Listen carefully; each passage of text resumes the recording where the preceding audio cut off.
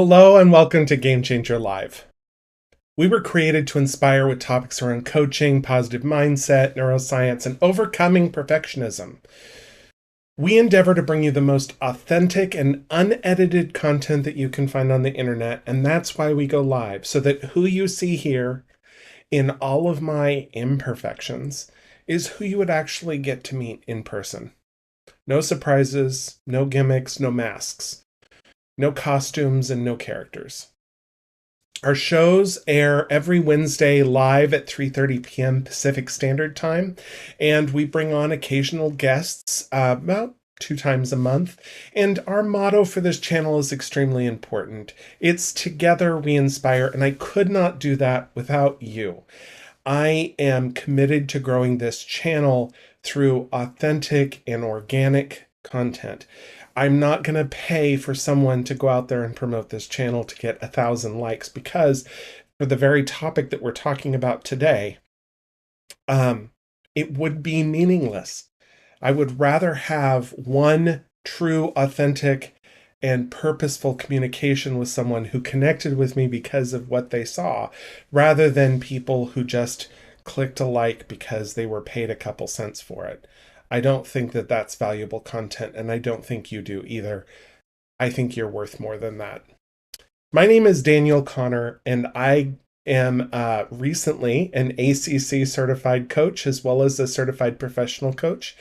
I am a leader in my local ICF chapter. That's the International Coaching Federation that holds a gold standard for ethical coaching in the world. I'm also an energy leadership master practitioner. I'm the owner of my own coaching business, Connor's Coaching, and I'm the host for this channel, this weekly live show called Game Changer Live. And my clients work with me oftentimes because they recognize that perfection is the worst. That feeling of holding yourself back or trying to impress other people, pretending to be someone you're not, just to control the future or control what they think of you. Well, my clients learn to overcome perfection. We change together from the inside out. And instead of holding ourselves back so that we never get any success, we learn to make progress, produce results, and appreciate those results.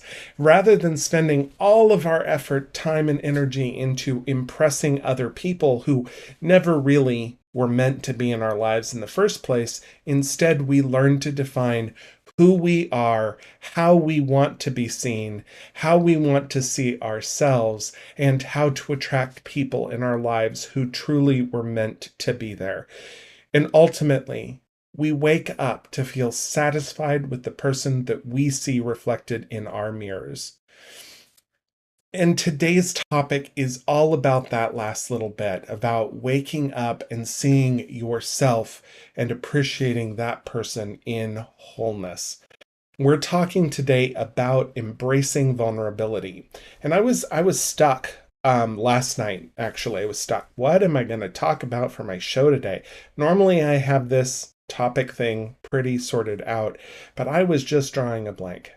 And I went back to my drawing board and I realized I've been talking a lot about perfectionism lately, but what is something that perfectionists can identify that they oftentimes have in common based on my experience as a coach, and that I've experienced as well because I'm a recovering perfectionist myself? Well, the answer was imposter syndrome, but I thought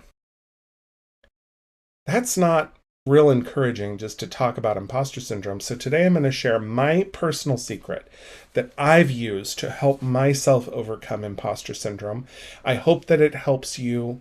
And ultimately, because of the topic today, I'm going to give you some steps to help you see if it's right for you, see how you can initiate it in yourself, because today we're talking about embracing vulnerability.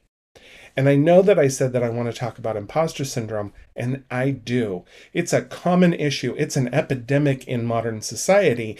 As a coach, whenever I get together with other coaches, we always end up talking about imposter syndrome because it's such a prevalent issue that our clients face in modern society. It's this fear that who you are as seen by other people isn't who you really are, that you're a fraud and that you'll somehow be found out in the end, that people are going to reject you for who you really are, that they're going to call you out or judge you or worse. This fear of judgment and rejection, these are either a projection of your own self-judgment or a belief that history is doomed to repeat itself, that you've been rejected or judged in the past, and that means that you are doomed to repeat it, that there's something flawed inherently about yourself, in which case you've bought into it and you are self-judging. Imposter syndrome is just that. It's a self-judgment that you're not worthy, that there's something about you that is flawed. And it's the key in there is that there is self-judgment and self-rejection, and those speak dramatically to your vulnerability. Those are the things that make you unique and powerful. They're also the things that make you vulnerable. And so I really want to define what I mean by embracing vulnerability, because that's the cure that I found for my own imposter syndrome. Vulnerability is the act of sharing the parts of yourselves that others might be uncomfortable with and that you fear judgment or rejection. I'm going to give you some personal examples for me of areas where I feel particularly vulnerable. The first is I'm gay. I'm a gay man. I realized I was gay at about the age of, I don't know, 5th grade. So that would be 10 or 11. I realized I was attracted to men. I thought I knew that that was not how I was raised to be. I believed that there was something wrong with me. I went out of my way to try to change that. And I realized that I needed to go on a journey of acceptance. That's one vulnerability. Number two, in 2019, I became disabled. I couldn't walk. I couldn't walk more than 5 steps. And the reason I did that is I found out I have a degenerative back condition. I'm disabled. I'm not as equally abled as everyone else. And that is a period of shame for me, that I'm ashamed that people are going to reject me or that they're going to expect things that I can't do. And finally, I grew up in a very conservative religion that has been classified by the government in hindsight as a cult. And that is something I feel very vulnerable about because we weren't allowed to have friends outside of our cult. We weren't allowed to celebrate holidays. I don't have the same experiences that other people do. And I grew up feeling shame about those things, and I still feel shame about them today. Now, I'm sharing those with you because I want to illustrate a point. The point is that we human beings are made up of multiple spheres of influence. The spheres of influence of being a white male, the sphere of influence of being on YouTube channel live, the sphere of being a coach, the sphere of being gay, the sphere of being disabled. And relationships really are the interpersonal overlap of where we connect as human beings. And there are way more spheres than that, by the way. There's way more to me than just that I'm gay, I was in a cult, I was disabled, I'm a coach, I'm white, I'm male. Those are not the whole of me. I'm also very empathic. People who are also empathic tend to be attracted to other empathic people. I also am fairly soft-spoken. People who are also soft-spoken tend to be more comfortable with people who are also soft-spoken. People are also more comfortable with people who are soft-spoken if they had a lot of soft-spoken people in their lives, even if they themselves aren't. We can overlap with people in multiple different ways. And ultimately, the thing that connects us and attracts us to other human beings is these points of connection that we share. And if we hide the parts of ourselves that are most vulnerable, of course we're going to feel imposter syndrome. because the people who are connected with us are not connected with the truest version of us. When I say embracing, I don't just mean dumping all of your vulnerabilities on every single person that you walk by. I mean finding ways to be more comfortable and confident in expressing those vulnerabilities so that you can tackle your own internal vulnerability and also embrace and accept the vulnerability of other people. Sharing. Why would we want to do this? Well, I've already kind of touched off of that. First off, people connect with other human beings. And these points of vulnerability, they prove that we are indeed another fellow human being to our fellow human beings. That we're not just robots. That we're not just a scripted character. That we're not pretend or fake. That we're authentic. That's what real authenticity means. And by connecting meaningfully with other people, we connect with people who connect with us on those overlapping points, which means that we have a lot less effort into our interpersonal relationships than we would if we were connected to people out of falsehoods. Because those falsehoods have to be maintained, they take energy, they take effort, they take consciousness, and that is a lot of work to just be a human being on this planet. It's already tough enough. The second is I work with perfectionists, and no one on earth puts on more masks to hide their vulnerabilities than perfectionists. They oftentimes hide these vulnerabilities, even vulnerabilities they really don't have any reason to fear, because they're afraid. And this has a converse effect on their self-esteem. They may be high-achieving, high-productive people in the real world out there from the outside perspective, but on the inside, they're an absolute wreck of self-esteem. The reason that they try to control how other people see them is that they don't like looking at themselves truthfully. And when I work with perfectionists, I work with perfectionists who have gone through the type of work that is required for therapy, that they've done a journey of self-discovery, that they've healed from the past wounds. But ultimately, from my perspective as a coach, these high-achieving people have their hidden vulnerabilities, and this is the leading cause for imposter syndrome. I have yet to meet a perfectionist client who hasn't suffered somehow from imposter syndrome. That they aren't being heard at work in meetings, or that a client will reject them because they're somehow not good enough. We feel unseen. And the reason we feel unseen is these vulnerabilities, because when we share ourselves with other people, we're not sharing all of ourselves. So even when we get praise for all of the accomplishments that we've had, it never really lands on us. There's nothing on the mountain for our feet to stand on. So we slide off. And those compliments fall to the ground. Meaningless. Crash. There's no room for praise because we fill ourselves with self-loathing and self-judgment. So, embracing your vulnerability bravely and facing it is a mark of what you need to do to improve your self-esteem, your self-worth, and to combat imposter syndrome. And it's a lifelong journey.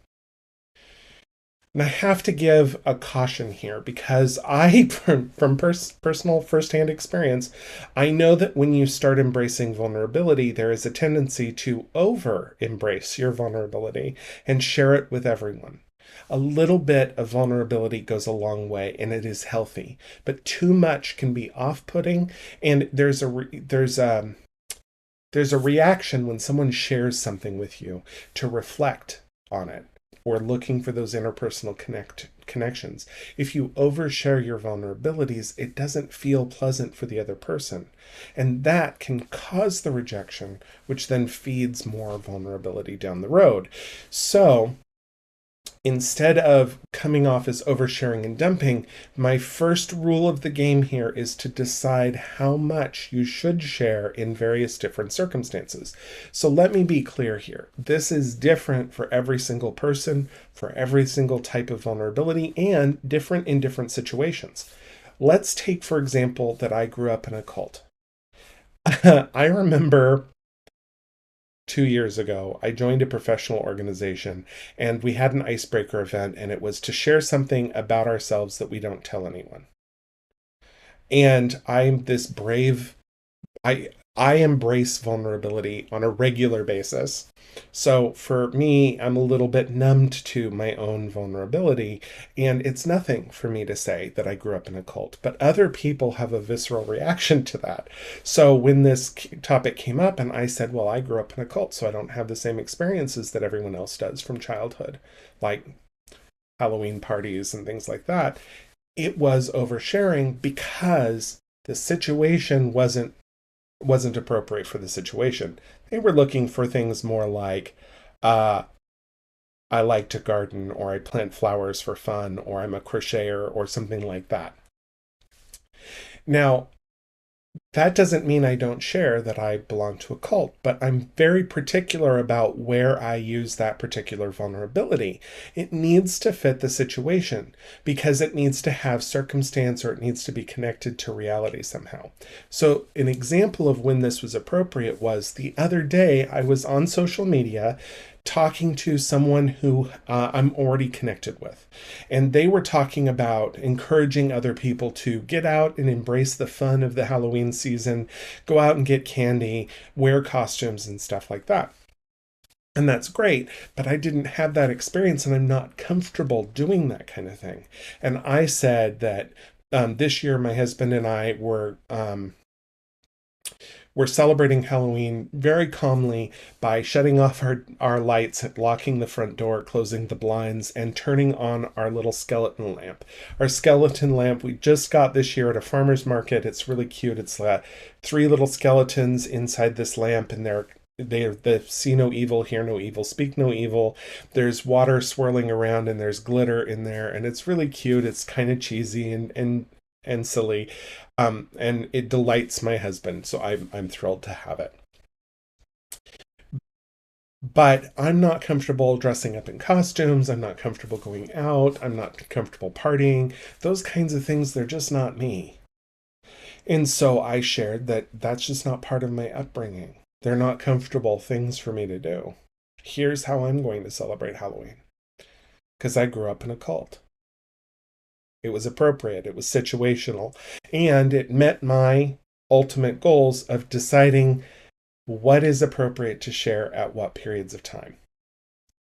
You don't want to go talking about your sex life if you're going and visiting your grandparents. I mean, you could. Some grandparents probably have that relationship with their grandkids. Not mine. So that's my cautionary tale. Be aware of when you're dumping, when you're oversharing, when you're putting your relationship with other people at risk because there's nothing to connect to you with or around. I'm using, in this case, my vulnerability of growing up in a cult as a way of explaining how we're different as well as how we're similar. We do celebrate Halloween, but what we do is different than what the person I was communicating with did.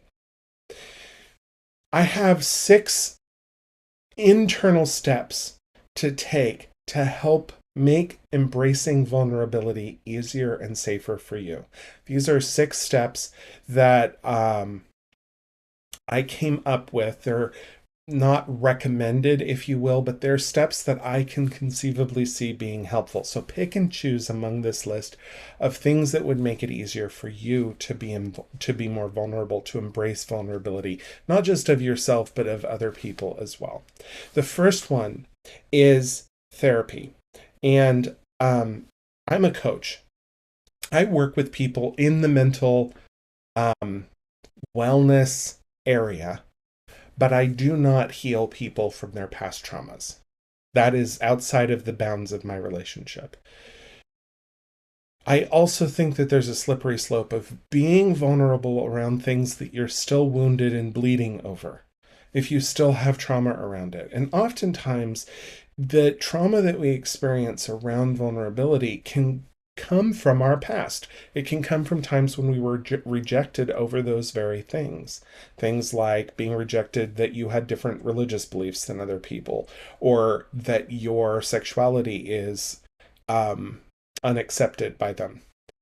And until you have learned to heal from those so that you accept those vulnerabilities on the inside, it's very difficult to embrace the vulnerability safely with other people in the external realm. So, my very first thing that I have to mention is seek therapy from a qualified mental health professional who can address those past traumas. And that is not me.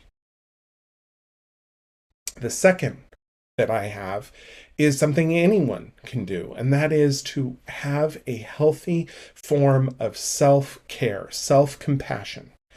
When I'm working with my clients over self care, like to use the model of the 5 love languages. The 5 love languages are out there to talk about relationships with other people, but I think that they're a great way to also talk about your relationship with yourself.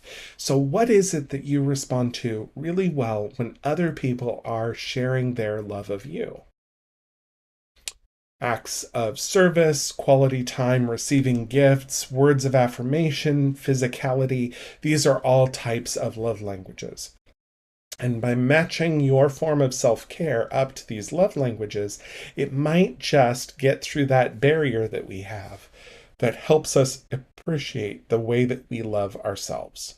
So, for example, if you enjoy acts of service in a relationship would be that someone does something nice for you, that they take you to dinner, or that they clean the house for you, or that they cook a nice meal for you.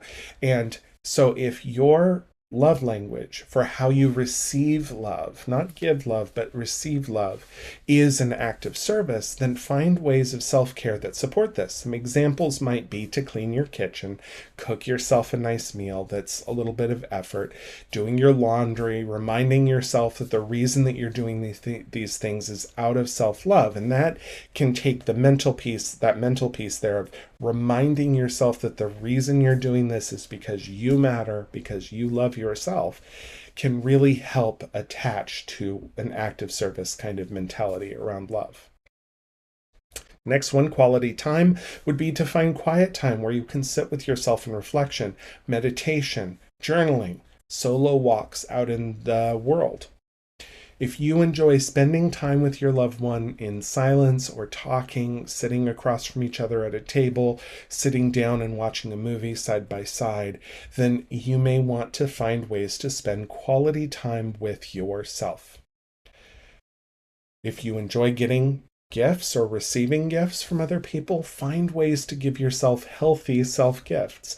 This can be a slippery slope, right? Because if you're I'm diabetic, then I can't just give myself a box of chocolates to tell myself that I love myself or I matter. I need to find ways to embrace that. And right now it's pan toasted rye bread. I don't know why, but I read a study that rye bread can help.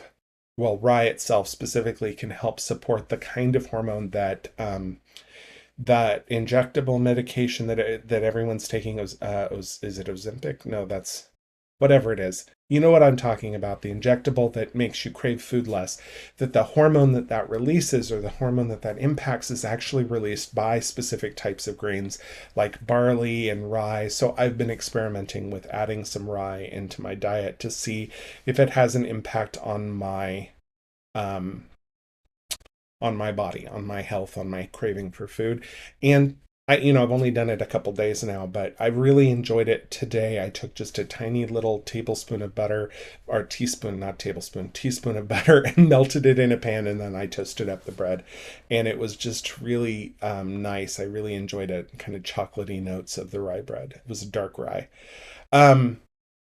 So got off topic a little bit, but if giving and receiving gifts or if giving and receiving gifts is worthwhile for you, if that's what you really respond to, find ways to give yourself healthy gifts that don't cause other problems. And, maybe buy a tiny little gift for yourself or something like that every once in a while. And remind yourself through some form of ceremony that you're doing this because you love yourself. Let's talk about the other two love languages and then we'll move on. Words of affirmation.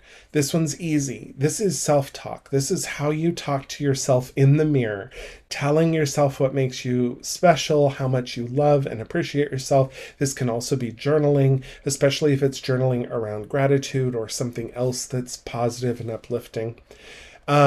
So words of affirmation, that one's a little bit simpler. And then finally, physicality. This one's a tough one to imagine.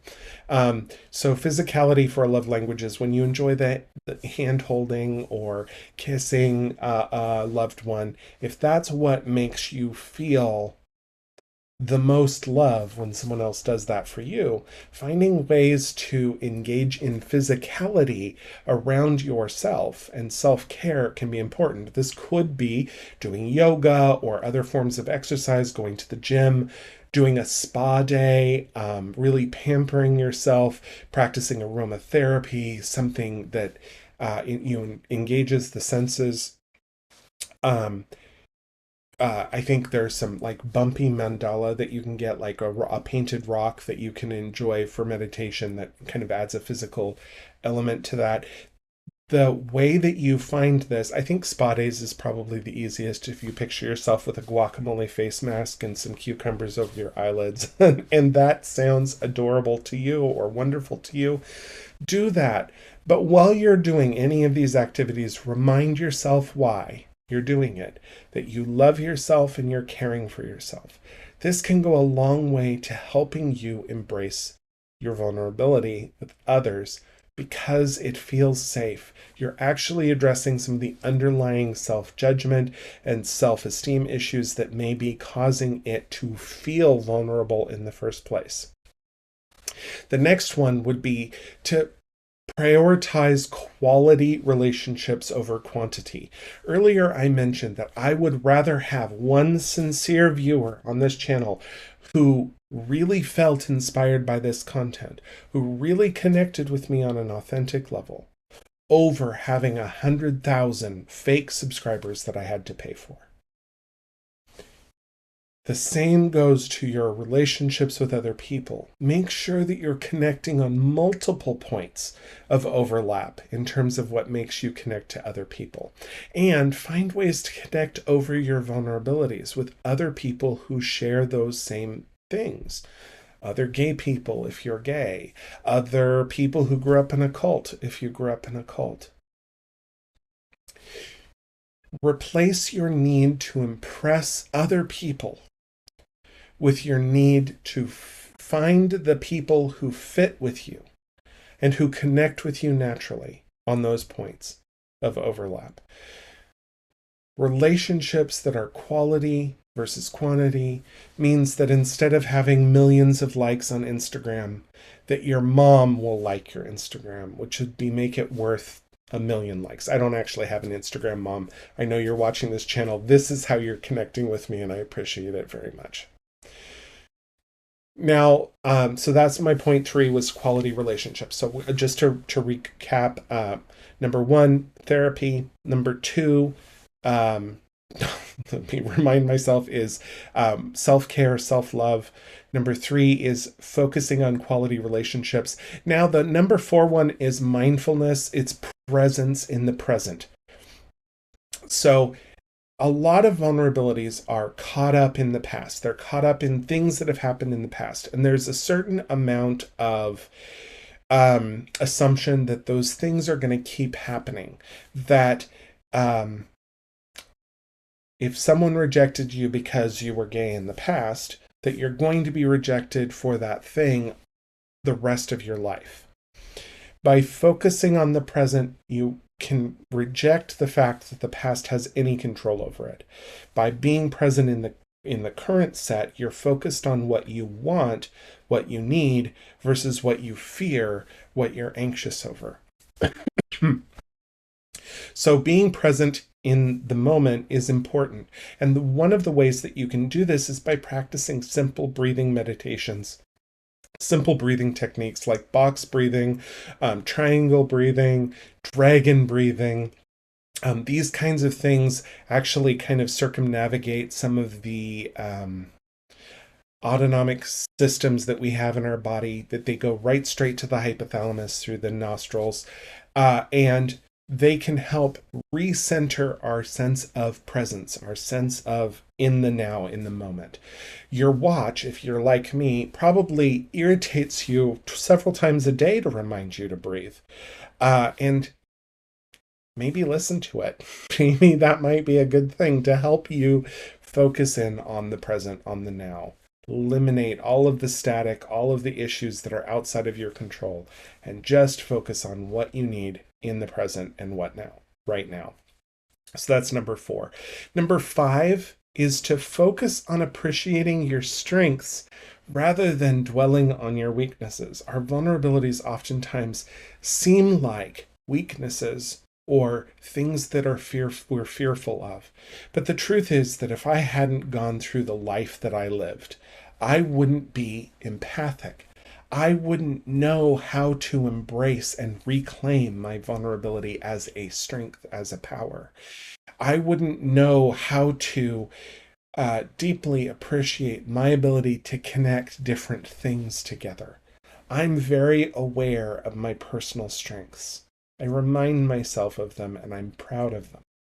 Finding ways to recognize your own successes and what makes you feel powerful will really help you ignore the past and the feeling that your vulnerabilities are somehow a weakness, and instead can help you appreciate how you have learned some personal strengths through the things that you've experienced in your life. What are your superpowers? What makes you feel powerful? And finally, the 6th one, and this is so important. It's not just about your vulnerability. It's about embracing the vulnerability of other people, even if it doesn't land well for you. Learn to recognize that kind of sick feeling in your pit of your stomach when someone shares something and you immediately feel some form of pity or some form of sorrow for how they have had to experience their life, and instead appreciate the fact that they were brave enough to share that with you, even though it may cause them pain. And by being able to recognize other people's vulnerability, it helps create a world where it's safe to do so for everyone. In summary today, I want to share that people connect to people, and people are flawed. No one on earth is perfect. 0. The more people pretend to be perfect, the less perfect they actually are. Embracing your own vulnerability improves the connection you experience with other people and can ensure that the people that you connect with form meaningful and quality relationships with you, so that you don't have to spend your entire time pretending to be someone that impresses them and keeps them in your life. And instead, the person that you are naturally attracts the people that were meant to be in your life in the first place. The people who are going to stay. Deciding how vulnerable you want to be before you become vulnerable can really help keep it safe, not just for you, but for other people, so that you can avoid dumping or playing what I call oppression Olympics, where your life needs to be worse than everyone else. Our vulnerabilities oftentimes come from a sense of self-weakness, self-identified judgment. And by focusing on when it's appropriate to share that area of your life, it can create ground rules to make it safe for other people. And finally, there are 6 steps that I think help support a healthy way of embracing your vulnerability. The first one is to practice, is to go to therapy to seek mental wellness support and to heal from the trauma of the past. The second is to practice healthy self-compassion and self-care. I recommend using the 5 love languages. It's a great book to read if you want to. Prioritize quality relationships over quantity, making sure that you overlap in multiple areas with your friends and your family. Already said practice self-compassion. I have a little list here that I want to go over. Focusing on the present, being present in the current situation, and letting the past be the past and be separate from the present is important, and that breathing can really help with that. Recognizing the things that make you feel powerful as opposed to focusing on your vulnerability. And finally, being ready to accept and embrace the vulnerability of others. I want to thank you so much for being part of my channel, for listening to my show today. It was a little long, a little longer than I expected, but it's pretty good. And so I really thank you so much for being here and watching this long.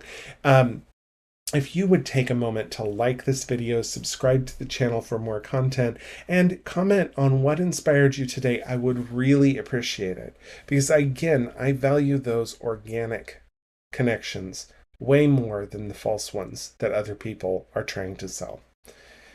And comment on what inspires you, because that really is the whole point of this channel. And share this with someone else, especially someone who might be suffering from imposter syndrome, someone who struggles with how other people see them. Maybe it will help. I'll see you next week.